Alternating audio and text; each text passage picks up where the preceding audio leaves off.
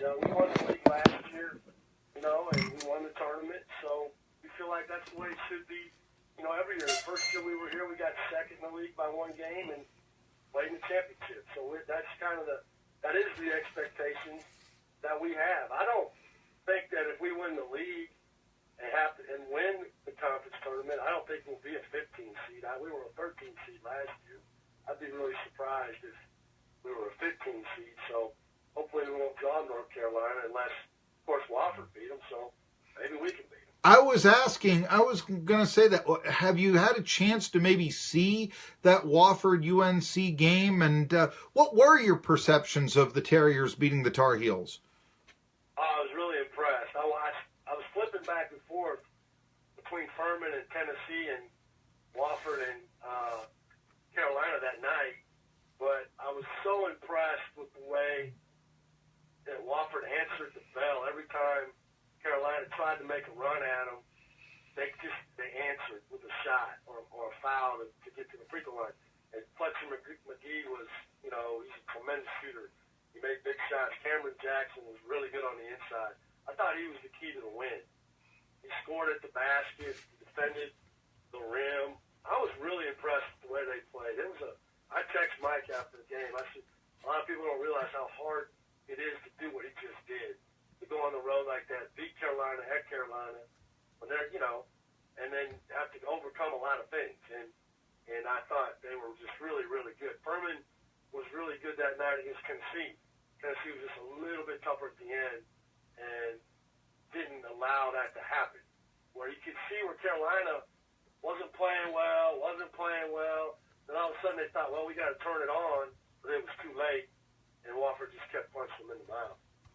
All right, Steve Forbes, I mean, it was a big victory for the Southern Conference, obviously, although I didn't see the improvement in, say, the Ken Pomeroy ratings that I would have liked, but that's on Ken Pomeroy, perhaps.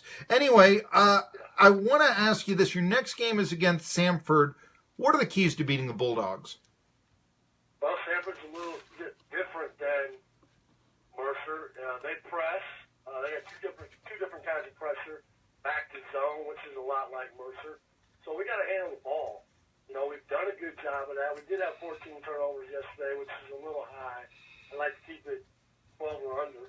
But got to take care of the ball against their pressure, not give them easy baskets. Then we have to attack the zone and make shots. We've been able to do that, against Samford in the past. But, the thing with Samford is every game we've played with them has been right to the wire. It's either been overtime or very close, except maybe for the semifinal game last year. So I expect a really hard-fought game. The final game of your road trip will be this Saturday against Chattanooga. There's a big alumni event that's going to be taking place for ETSU alumni who live in, I guess, southeastern Tennessee instead of northeastern Tennessee like we do. But how much does this favor you that the third game of your road trip is against Chattanooga instead of against Samford? Because let's face it, the Bulldogs are picked to finish ahead of the Mocs in the conference. Or is that something that is just totally irrelevant to you? Well, I mean, it's not, I don't think it's that important, to be honest with you, Marky. I think, you just kind of got to take them one at a time. I know people around here obviously get excited about playing Chattanooga because it's a rival, and I understand that. I know the importance of rivalry games. I get it. But, we can't be peeking ahead. We got to play Samford, and then we go play Chat. The hard part is I would prefer not to start 3 games in a row on the road. Mm-hmm. But the beautiful thing about it is if we could come out of it with 3 wins, and we got a leg up. That's how we got to look at it, So it don't really matter to me in what portion they come. We just got to take them and play them. He's won 8 of 9, and I guess it's a nice thing to worry about. Is my team peaking? That's, I guess, kind of a nice thing to do, and just trying to prevent that the team continues to get better, especially with the incredible depth that ETSU has this year. He's Steve Forbes.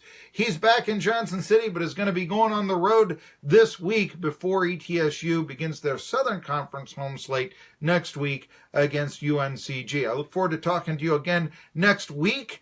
And Tri-City Sports Now will talk a little bit more football when we return after this. Hey, thank you again for joining me here on New Year's.